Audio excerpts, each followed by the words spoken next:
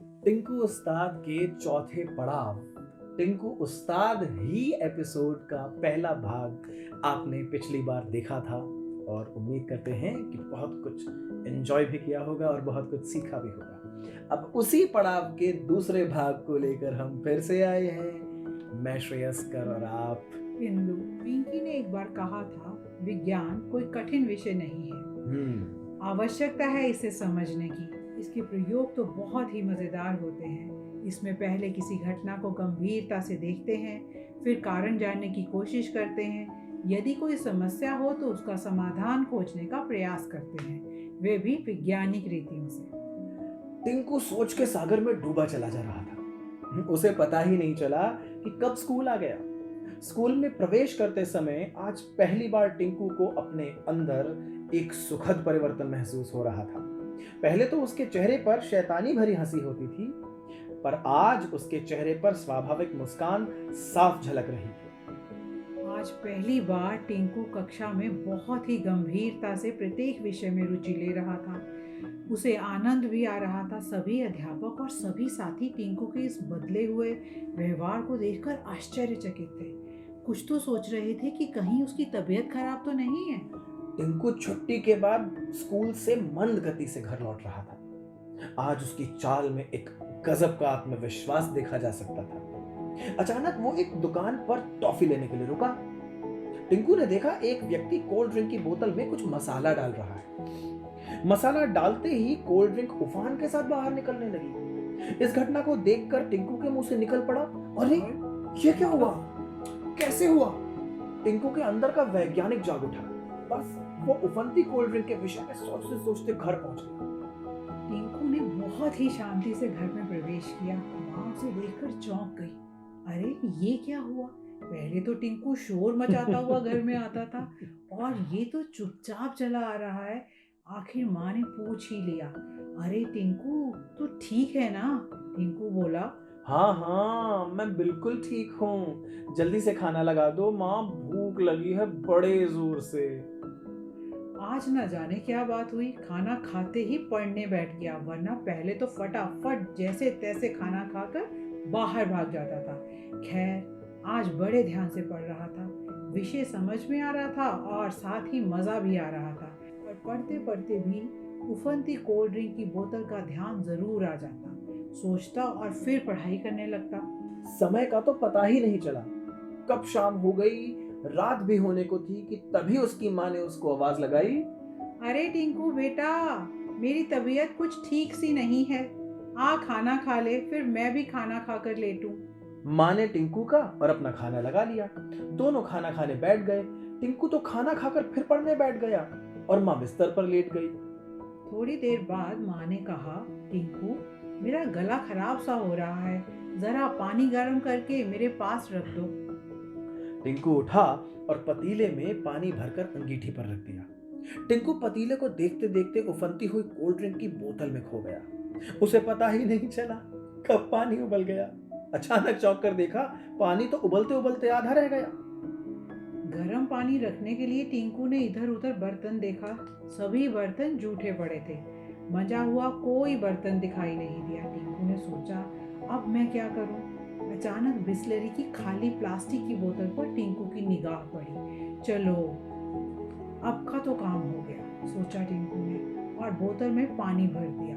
बोतल आधी ही भरी। चलो कोई बात नहीं कहकर बोतल पर ढक्कन लगाकर बोतल माँ के पास रख दी और फिर पढ़ने बैठ गया। टिंकू को पढ़ते पढ़ते काफी समय बीत गया। अचानक याद आया, माँ ने पानी मांगा था। टिंकू उठा और पानी की बोतल उठाने लगा। चौंक पड़ा टिंकू, ये क्या, बोतल तो पिचक गई। अब टिंकू ने वैज्ञानिक ढंग से सोचना शुरू किया और समझ में तो कुछ भी नहीं आ रहा था। आखिर थक कर बैठ गया। माँ को पानी भी तो देना था, पर माँ तो गहरी नींद में सो रही थी। उठाना ठीक नहीं समझा, सो फिर से पढ़ने बैठ गया। अब पढ़ने में मन ही नहीं लग रहा था। पहले तो उफनती हुई कोल्ड ड्रिंक की बोतल समस्या बनी हुई थी और अब नई मुसीबत, प्लास्टिक की बोतल कैसे पिचक गई। बहुत माथापच्ची के बाद टिंकू उस्ताद कुछ नहीं समझ पाए। नींद तो आने का नाम ही नहीं ले रही थी। फिर ये सोचकर तसल्ली कर ली कि कल रविवार है, विज्ञान चेतना क्लब में जाना ही है, हनी मास्टर से पूछ लेंगे। ये विचार आते ही टिंकू उस्ताद गहरी नींद में सो गए। ठीक 10 बजे विज्ञान चेतना क्लब में सभी सदस्य उपस्थित थे, परंतु हनी मास्टर बार बार दरवाजे की ओर देख रहे थे, जैसे किसी के आने का इंतजार हो। पिंकी समझ गई हनी को किसका इंतजार है। पिंकी ने हंसते हुए कहा, भैया मुझे मालूम है आप किसका इंतजार कर रहे हैं। बेकार है आपका इंतजार करना, वो आने वाला नहीं, वो सुधर नहीं सकता। नाजिमा ने उत्सुकता से पूछा, किसके बारे में बात हो रही है, किसका इंतजार हो रहा है, कुछ तो बताओ। राहुल झट से बोला, होगा किसका, हनी भैया तो टिंकू उस्ताद का इंतजार कर रहे होंगे, है ना भैया। नदीम ने लगभग चीखते हुए कहा, लो देखो वो आ रहे हैं टिंकू उस्ताद। और जैसे ही टिंकू ने दफ्तर में कदम रखा, सभी की निगाह उसके चेहरे पर अटक गई। वे सब ऐसे देख रहे थे जैसे कोई अजूबा देख रहे हो। उन्हें विश्वास ही नहीं हो रहा था कि टिंकू उस्ताद जो शैतानों के बादशाह हैं सुधर जाएंगे। ये करिश्मा कैसे हो गया, सब यही सोच रहे थे। तभी हनी ने स्वागत भरे स्वर में कहा, आओ टिंकू भाई आओ, माँ जी की तबीयत तो ठीक है ना, परेशान से दिख रहे हो। टिंकू ने हकलाते हुए जवाब दिया, माँ की तबीयत तो ठीक है, परंतु कुछ सवाल हैं जिन्होंने परेशान कर रखा है। इसी के साथ टिंकू ने उफनती कोल्ड ड्रिंक की बोतल और पिचकती बोतल के संबंध में विस्तार से बताया। सभी टिंकू द्वारा बताई घटना को बड़े ध्यान से सुन रहे थे, मगर मंद मंद मुस्कुरा भी रहे थे। सबको हंसता देख टिंकू ने मायूस होकर पूछा, क्या मैं गलत कह रहा हूं, आप सब हंस क्यों रहे हैं। नदीम ने मुस्कुराते हुए कहा, टिंकू तुमने जो 2 घटनाएं बताई उनके पीछे वैज्ञानिक सिद्धांत छिपे हुए हैं, उन्हें तुम समझ नहीं सके इसलिए परेशान हो। नदीम कुछ देर रुका और सबकी ओर देखकर कहना शुरू किया, कुछ दिन पहले एक तांत्रिक आया था, उसने भी कुछ चमत्कारी जादू दिखाए थे, वे इन्हीं वैज्ञानिक सिद्धांतों पर आधारित थे। तभी बीच में नाजिमा बोली, याद है सारे लोग कैसे प्रभावित हो रहे थे, जैसे कोई फरिश्ता उनका दुख दूर करने के लिए आया हो। पिंकी और राहुल ने उत्सुकता से पूछा, भैया ये सब कब हुआ, हमें तो पता ही नहीं चला। तो हनी मास्टर एक मंझे हुए कलाकार की तरह बोले, तुम लोग यहाँ नहीं थे। फिर नदीम की ओर घूमकर कहा, नदीम जरा इनको बताओ तो उस ठग ने भोली भाली जनता को कैसे मूर्ख बनाया था, और हाँ उसी अंदाज में प्रयोग दिखाना जैसा उस ढोंगी ने किया था। नदीम उठा और मेज के पीछे खड़ा हो गया। उसने अपने गले में पड़े स्कार्फ को अपने माथे पर बांध लिया, अपने पीछे खड़ी अलमारी की ओर घूम गया और अलमारी में रखी बोतलों को कुछ खटर पटर करने लगा। अचानक नदीम सबकी ओर घूमा, अरे ये क्या। नदीम की आंखें कुछ बड़ी बड़ी लग रही हैं और बिल्कुल लाल दिख रही हैं, अंगारे की तरह। तभी नदीम की आवाज गूंजी, कौन कहता है भूत प्रेत नहीं होते, जिन्न नहीं होते, आज मैं सबको दिखाऊंगा और उनसे सभी भाई बहनों के कष्टों को कटवाऊंगा भी। सन्नाटा छा गया कमरे में, सभी चुप, जैसे सांप सूंघ गया। नदीम की भारी आवाज और उसके बोलने के ढंग से ऐसा लग रहा था जैसे कोई तांत्रिक सामने खड़ा हो। नदीम ने अलमारी में से एक कांच की बोतल निकाली, सबको बोतल दिखाकर कहा, देखो और से देखो, बोतल बिल्कुल खाली है, इसमें कुछ नहीं दिख रहा। बोतल को ऊपर नीचे इधर उधर घुमाकर दिखाई, तुम्हें कुछ नहीं दिख रहा, परंतु इसमें एक जिन्न छुपा बैठा है। नदीम ने कुछ बुदबुदाया, फिर जोर से बोला, जिन्न बाहर निकल और दिखा अपना कमाल। बोतल में कुछ नहीं हुआ। नदीम ने झुंझला कर कहा, अरे जिन्न, तुझे निकलना ही होगा, चल बाहर निकल।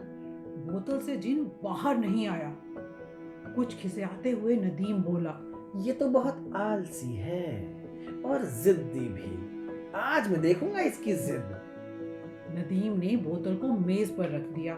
सभी उत्सुकता से कभी बोतल को और कभी नदीम को देख रहे थे। टिंकू का तो बुरा हाल हो रहा था। वे डरा डरा सा सहमा सा बैठा था। नदीम ने राहुल से कहा, अरे जरा उबलता पानी तो लाना। राहुल ने उबलता पानी लाकर मेज पर रख दिया और नदीम ने थोड़ा उबलता पानी बोतल में डाल दिया। नदीम ने बात करते करते एक गुब्बारा लिया और उसका मुंह चौड़ा करके बोतल के मुंह पर ढक्कन की तरह फिट कर दिया। गुब्बारा बोतल के मुंह के पास लटक गया। कुछ नहीं हुआ। इसे देखकर नदीम ने फिर कहा, लगता है कि जिन नाराज हो गया है। शायद पानी ज्यादा गर्म था, हो सकता है उसको गर्मी लग गई हो। चलो कोई बात नहीं। अरे राहुल, जरा ठंडा पानी तो लाना। दिमाग ठंडा होगा तो निकल कर बाहर जरूर आएगा। जिन्न को शांत करना पड़ता है ना। राहुल एक गिलास ठंडा पानी ले आया और नदीम ने अपना रुमाल ठंडे पानी में डुबोकर बोतल के ऊपर रख दिया। उसने ये क्रिया 3-4 बार की और क्या, गुब्बारा हिलने लगा और जैसे जैसे नदीम बोतल को ठंडा करता वैसे वैसे गुब्बारा बोतल के अंदर जाने लगा। पिंकी चीखी, अरे गुब्बारा तो पूरा का पूरा अंदर चला गया। देखो देखो, गुब्बारा अंदर जाकर फूल भी गया। ये देखकर टिंकू को पसीने आ गए। डर तो पहले ही गया था। नदीम ने मुस्कुराते हुए कहा, जिन बोतल में छिपा बैठा है बहुत ही आलसी है। खुद तो बाहर नहीं निकला, परंतु गुब्बारे को अपने पास खींच लिया, वो भी फुलाकर। पिंकी ने इठलाते हुए कहा, भैया जिन तो अंदर ही बैठा रहा, बाहर तो निकला ही नहीं, पकड़ोगे कैसे? अच्छा अच्छा, जरा धीरज रखो। ये जिन्न तो बहुत ही आलसी निकला, मैं दूसरा जिन्न बुलाता हूं। इतना कहकर नदीम अलमारी की ओर घूम गया। एक दूसरी कांच की बोतल निकाली जिसकी तली सफेद रंग से रंगी हुई थी और मेज पर रख दी। नदीम ने बोतल को नीचे से पकड़कर उठाया, सबको दिखाया, चारों तरफ घुमाकर दिखाया। बोतल बिल्कुल खाली थी। फिर बोतल को मेज पर रख दिया और जैसे ही नदीम ने सिर उठाया सभी चौंक गए। नदीम की आंखें पहले से ज्यादा लाल थी और चेहरा भी गुस्से से लाल हो गया था। तभी वे बुदबुदाया और जोर से बोला, अरे जिन सुन, तुझे तो बाहर आना ही होगा और अगर नहीं आया मैं तो तुझे भस्म कर दूंगा। जिन को बाहर नहीं आना था और वह आया भी नहीं। ये देखकर नदीम फुर्ती से अलमारी की ओर घूमा। उसने एक गिलास निकाला जिसमें पानी भरा था। नदीम ने हाथ में गिलास पकड़ा हुआ था और आंखें बंद किए कुछ बुदबुदा रहा था, जैसे कोई मंत्र पढ़ रहा हो। अचानक बुदबुदाते हुए गिलास में भरे पानी से जोर से फूंक मारते हुए कहा, अब यह पानी अभिमंत्रित हो गया है। अब देखता हूं कि ये जिन्न कैसे बाहर नहीं आता। नदीम ने फुर्ती से बोतल में वह अभिमंत्रित पानी डाला और तेजी से एक गुब्बारे का मुंह चौड़ा कर बोतल के मुंह पर फिट कर दिया। अरे ये क्या हुआ? बोतल में बुलबुले उठने लगे जैसे जिन जाग रहा हो और धीरे धीरे गुब्बारा फूलने लगा। जैसे जैसे गुब्बारा फूलता वैसे वैसे बच्चों के चेहरे पर डर की परछाइयां बढ़ती जाती। टिंकू की हालत तो और भी ज्यादा खराब हो गई। पूरा शरीर पसीने से भीग गया। कमरे में सन्नाटा छा गया। तभी गहरे सन्नाटे को चीरती हुई हनी मास्टर और नदीम की खिलखिलाहट सुनाई दी। दोनों जोर जोर से हंस रहे थे। हंसते हुए नदीम ने बोला, ओहो, आश्चर्य है, बाल विज्ञानी होकर भी जब तुम इसे किसी जिन्न का करिश्मा समझ रहे हो, तुम्हारा ये हाल है, तो भोली भाली जनता का तो डर से क्या हाल होता होगा। सब चुप रहे। टिंकू उस्ताद ने कुछ डरते हुए, कुछ हिचकिचाते हुए पूछ ही लिया, भैया ये सब क्या था और कैसे हुआ? हनी मास्टर ने मुस्कुराते हुए कहा, टिंकू भाई, तुम्हारे लिए कुछ भी नया नहीं है, तुम तो देख ही चुके हो।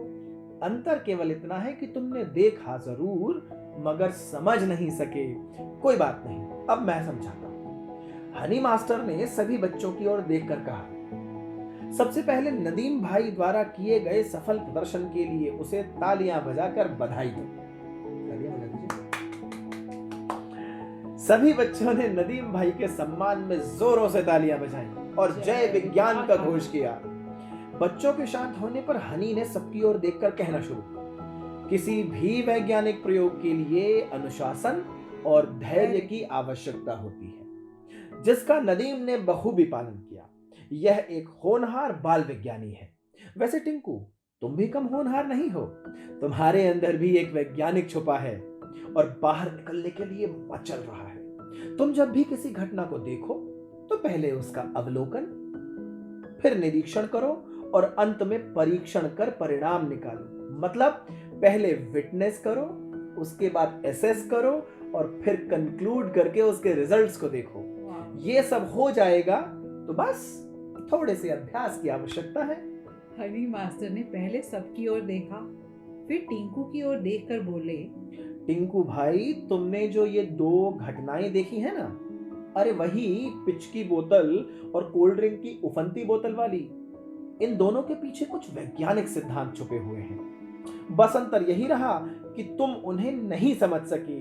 खैर कोई बात नहीं, अब मैं बताता हूं, ध्यान से सुनो और समझने की कोशिश करो। सबसे पहले मैं पिचकी हुई बोतल के बारे में बताता हूं। हनी ने आगे कहा कि हाँ तो टिंकू भाई, तुमने उबलता हुआ पानी प्लास्टिक की बोतल में डालकर उसका ढक्कन बंद कर दिया था ना। अब सिद्धांत की प्रक्रिया शुरू होती है। जब उबला हुआ पानी प्लास्टिक की बोतल में डाला गया तो कुछ बोतल की हवा पानी के आयतन के कारण, आयतन मतलब उसका वॉल्यूम, पानी के वॉल्यूम के कारण, और शेष हवा जल वाष्प मतलब वेपर्स। उबला हुआ पानी प्लास्टिक की बोतल में गया तो कुछ बोतल की हवा पानी के वॉल्यूम के कारण और बाकी हवा जल वाष्प यानी वेपर्स के वॉल्यूम के कारण बोतल के बाहर निकल आई। अब बोतल के ठंडा होने के कारण जितनी भी सारी जल वाष्प थी, जितनी भी वेपर्स थी, वो पानी में बदल। पानी का आयतन यानी कि पानी का वॉल्यूम और जलवाष्प के आयतन मानी कि वेपर्स के वॉल्यूम से कम होने के कारण जो बोतल के अंदर का कुल दाब था, यानी कि कुल प्रेशर था, the total pressure inside the bottle, वो जो वायुमंडलीय दाब था, मतलब जो कि बाहर वॉल्यूम था बॉटल के, उससे कम हो गया। तो बाहर का जो प्रेशर था उसने बोतल के अंदर और बाहर के प्रेशर को बैलेंस करने के लिए बॉटल पर प्रेशर डाला और बॉटल पिचक गई। सो इंटरेस्टिंग, क्योंकि बॉटल प्लास्टिक की थी। अगर यही बॉटल स्टील की होती, लोहे की होती, कांच की होती, तब थोड़े ना ऐसे होता।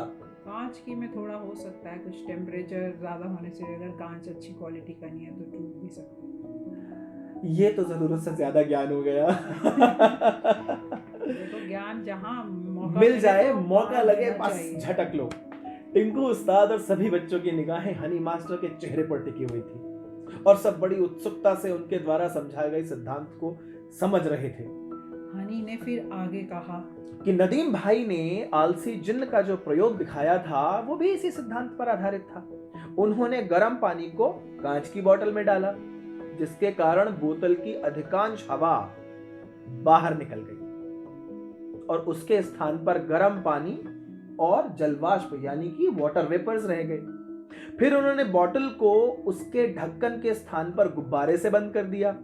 तो जैसे जैसे बोतल ठंडी होती गई वैसे वैसे बोतल की जो वेपर्स थी वो पानी में बदलती गई और बोतल के अंदर का प्रेशर कम हो गया। बोतल क्योंकि कांच की थी इसलिए पिचकी नहीं। अब आप समझे, आप तो क्वालिटी के चक्कर में पड़ गए थे।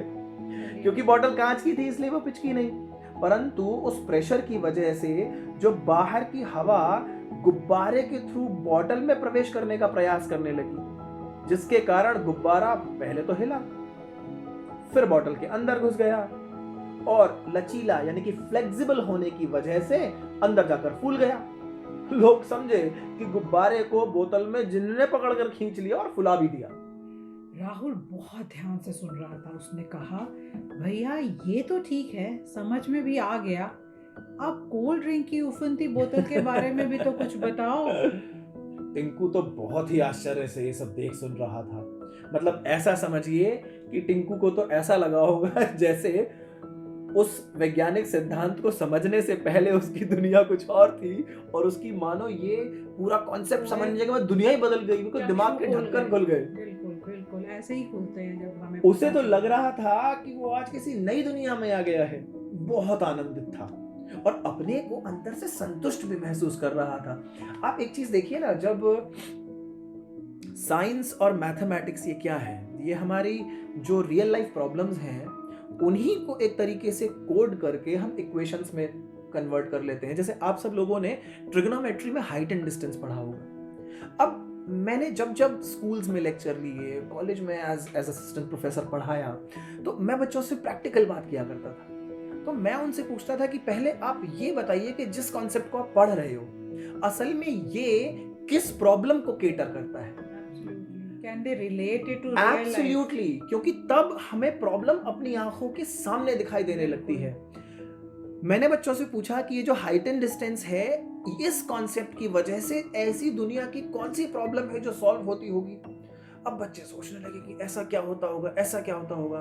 तो फिर एक बच्चे ने खड़े होकर बोला कि सर, अगर मैं स्कूल के 3rd फ्लोर पर चढ़ जाऊं और वहां से खड़े होकर ग्राउंड में पड़ी फुटबॉल को देखूं, तो वहां से वहां तक का जो डिस्टेंस अगर मैं कूदूं और मेरी ये इच्छा हो कि मैं सीधे बॉल के ऊपर जाकर गिरूं, तो मुझे कितना डिस्टेंस ट्रैवल करना होगा।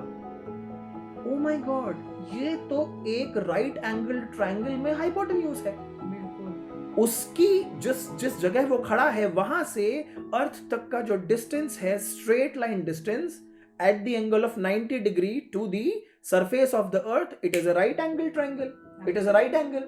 और बिल्डिंग से उस फुटबॉल तक की दूरी हो गया बेस।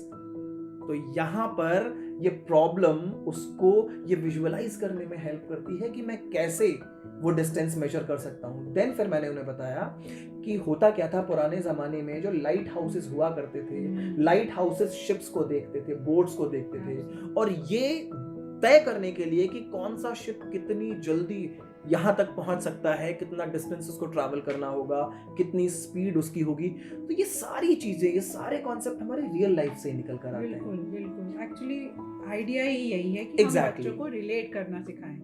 तो टिंकू तो बहुत आश्चर्य से सुन रहा था, उत्साहित भी था और अंदर से संतुष्ट भी था कि असल में जो चीज उसको सामने होती हुई दिखाई दी, उसको उसके पीछे का लॉजिक समझ में आ गया। उसने भी उत्साहित होकर राहुल की हाँ में हाँ मिलाई। हाँ बताओ ना भैया, बताओ ना भैया। तो हनी ने हंसते हुए कहा, क्यों भाई टिंकू जी, मजा आ रहा है ना? बहुत मजा आ रहा है भैया। टिंकू ने बड़े वो चक्कर कहा, मुझे तो आज ऐसा लग रहा है कि जैसे मैं अब वो टिंकू रहा ही नहीं जो पहले था। अब जल्दी से उफनती कोल्ड ड्रिंक के बारे में भी बताओ, सभी एक साथ बोले। हनी ने कहा, अच्छा भाई, बताते हैं। आप सभी ये तो जानते ही हो कि कोल्ड ड्रिंक का माध्यम अम्लीय होता है, मतलब एसिडिक होता है, और जो मसाला इसमें डाला गया वो क्षारीय होता है, मतलब वो बेसिक होता है, क्योंकि इसमें खाने का सोडा मिला हुआ होता है। जब कोल्ड ड्रिंक और मसाला आपस में मिलते हैं, एक रासायनिक क्रिया प्रारंभ हो जाती है। Chemical reaction. बच्चे तो सोचते ही नहीं है, वो तो मसाला डाल के कोल्ड ड्रिंक में बस मजे लेते हैं। तो जब भी डालते हैं एग्जैक्टली। तो जब कोल्ड ड्रिंक और मसाला मिलते हैं तो रासायनिक क्रिया होती है। इस क्रिया के कारण तेजी से कार्बन डाइऑक्साइड गैस बनने लगती है, जो कोल्ड ड्रिंक की बूंदों को अपने साथ लेकर बोतल से बाहर निकलने की कोशिश करती है, जैसे जिन निकल रहा हो। इस प्रकार बोतल में एक उफान सा उठने लगता है।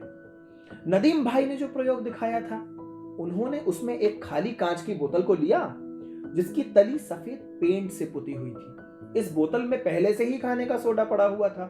अब अगर तली सफेद होगी तो आपको दिखेगा ही नहीं कि बोतल के अंदर कुछ पड़ा है। फिर नदीम ने ग्लास में पानी डाला जो वास्तव में सफेद सिरका था। सिरका क्या होता है? ये भी एसिडिक होता है। इसके बाद नदीम भाई ने ड्रामा सा करते हुए गिलास में जोरों से फूंक मारी, जिससे आपको भ्रम हुआ कि जल अभिमंत्रित हो गया। इस गिलास के पानी को बोतल में डालकर बोतल के मुंह पर गुब्बारा फिट कर दिया। इस बीच दोनों पदार्थों में रासायनिक क्रिया होने के कारण कार्बन डाइऑक्साइड गैस बनी और तेजी से निकलने लगी, और उसी गैस ने गुब्बारे को फुला दिया। ऐसा लगा कि वो जो आलसी जिन्न था उसके अंदर किसी ने पिटाई कर दी हो और उसको बोला निकल बाहर। तो भ्रम हुआ कि गुब्बारे में जिन्न घुस गया है। पिंकी, राहुल और सभी बच्चे मग्न होकर ये सुन रहे थे। जैसे ही उन्हें समझ में आया वो खुशी से उछल पड़े। उनके मुंह से अनायास निकल गया, वाह क्या बात है। टिंकू वहां बैठा जरूर था, सुन भी ध्यान से रहा था, समझ भी रहा था, परंतु दिमाग किसी दूसरे लोक में विचरण कर रहा था।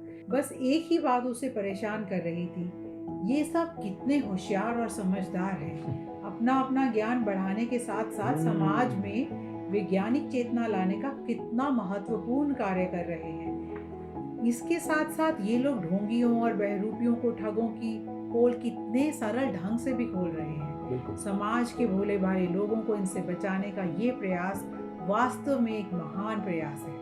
पिंकी ने देखा टिंकू कहीं खो सा गया है। पिंकी ने उसे झकझोर कर कहा, टिंकू उस्ताद कहाँ खो गए, क्या सोच रहे हो, कोई नई शरारत दिमाग में आ गई क्या? पिंकी ने कटाक्ष किया। हनी मास्टर की निगाह भी टिंकू पर पड़ी और बोले, भाई क्या बात है, तबीयत तो ठीक है ना? टिंकू के चेहरे पर गंभीरता छाई हुई थी। उसने सकुचाते हुए कहा, भैया मैंने तो सारा समय शरारतों में ही निकाल दिया। मेरी शरारतों से सभी परेशान होते थे, माँ भी तो बहुत दुखी रहती थी। मैं तो यही सोच रहा था कि आप सब विज्ञान को लोकप्रिय करने का कितना बड़ा काम कर रहे हो, पढ़ाई की पढ़ाई और समाज सेवा की समाज सेवा। तो हनी ने तसल्ली देते हुए कहा, कोई बात नहीं, सुबह का भूला यदि शाम को घर आ जाए तो भूला थोड़े ना कहलाता है। तुम आज से हमारे साथ काम करो, सीखो और सिखाओ। हनी मास्टर के चेहरे पर अचानक गंभीरता छा गई। सारे बच्चे हनी के चेहरे को बड़ी उत्सुकता से देखने लगे। तभी हनी ने कहा, दोस्तों बहुत हो गए ये विज्ञान के प्रयोग। अब अर्धवार्षिक परीक्षा अगले महीने से शुरू होने वाली है, इसलिए क्लब का कार्य परीक्षा के बाद आरंभ करेंगे। सभी ने सहमति से सिर हिलाते हुए कहा, ठीक है भैया। जय विज्ञान जय भारत के घोष के साथ सब अपने अपने घर की ओर चल दिए। कितना अच्छा संदेश देती है ये कहानी। बहुत, और कितनी मोटिवेशनल है, जैसे दिल करता है कि फटाफट जाके वो ट्राई करें एक्सपेरिमेंट। एग्जैक्टली। मेरा तो साथ में दिल कर रहा था कि बॉटल में पानी डाल के देखूं। अभी भी ये सब बातें सुन के एक अंदर से क्यूरियोसिटी, क्रिएटिविटी कितनी एकदम से डेवलप होती है। अब अगर सरसरी निगाह से वापस से करें तो ये समझ में आता है कि हनी मास्टर जैसा लीडर हर क्लब को मिलना चाहिए। पिंकी जैसे डिसिप्लिन्ड, नाजिमा जैसे, राहुल जैसे, नदीम जैसे डिसिप्लिन्ड मेंबर्स होने चाहिए। टिंकू उस्ताद जैसी क्यूरियोसिटी रखने वाले ऐसे और भी मेंबर्स होने चाहिए। और उसके साथ साथ टिंकू के किरदार ने एक इतनी बड़ी बात हम लोगों को सिखाई कि कैसे हम अपनी गलती माने, उस गलती को मानने के बाद खुद को सही और गलत समझाने की दिशा में लेकर चलें और दुगने उत्साह के साथ पॉजिटिव करने की तरफ चल पड़ें और ग्रैटिट्यूड भी रखें कि सामने वाला जो मुझे सिखा रहा है। क्योंकि आप देखिए ना, team building, team spirit exercise में ग्रैटिट्यूड होना कितना जरूरी है। तो ये क्लब्स हमें सिखाते हैं कि ग्रैटिट्यूड होगा तो शायद कोई दुनिया की ऐसी ताकत नहीं है जो हमें पॉजिटिव करने से रोक पाएगी। और एक चीज़ मैं जो सोच पा रही हूँ टीचर्स के हिसाब से कि आपको अपनी क्लास में ये सारे बच्चे किसी ना किसी बच्चे में नजर आ रहे हैं। एग्जैक्टली। एक टिंकू होगा आपकी क्लास में, सारे किरदार जी पाएंगे वो लोग। एक नाजिमा, एक पिंकी, एक राहुल भैया, हनी तो आप सर खुद ही हो सकते हैं। तो ये एक पूरा आप प्ले के रूप में क्लास में किया जा सकता है। और एक चीज पेरेंट्स के लिए, ठीक है टिंकू जैसे बच्चे घरों में शैतानियां करते हैं और देखा जाए तो शैतानी करना थोड़ा जरूरी भी है। एक चीज जो हमें जरूर याद दिलानी है कि अंडर एडल्ट सुपरविजन, अगर बच्चे ये एक्सपेरिमेंट्स करें तो you always have to be there. हाँ, मतलब बच्चों को शैतानी करने से रोकना नहीं है, असल में उन्हें समझाना है कि शैतानी करनी है और इस तरह के एक्सपेरिमेंट्स करने हैं तो उनके सुपरविजन में करने हैं। तो इसलिए जो पेरेंट्स और बच्चों के बीच का कम्युनिकेशन गैप अगर धीरे धीरे थोड़ा सा कम होता चला जाएगा तो बच्चे भी अपनी क्यूरियोसिटी अपने पेरेंट्स के साथ शेयर कर पाएंगे। तो इतनी सारी सीख कहानी एक के कहानी। दूसरे भाग से। ओफो, तो मुझे लगता है कि आगे तो यह कहानी टिंकू उस्ताद और एक्साइटिंग होने वाली है। बिल्कुल। और आप लोग अब हमें बताएंगे कि आपको यह कहानी कैसी लग रही है। आप अपने बचपन में इन किस किरदारों में से कौन से किरदार के थे, ये साथ आप बताइएगा। अपने आप को देख पाते हैं? मैं तो अपने आप को हानी मास्टर के रूप में देखती हूँ। मैं तो, मुझे लगता है टिंकू ही था और आज भी टिंकू ही हूँ। तो अच्छा चल- ठीक है, इस एपिसोड को यही विराम देते हैं और फिर से मिलते हैं। आपको लेकर के आते हैं इस कहानी के अगले पड़ाव तक, जो कि होगा एपिसोड 5 कहां से स्टोरीज मैटर्स की तरफ से। Till then, bye bye.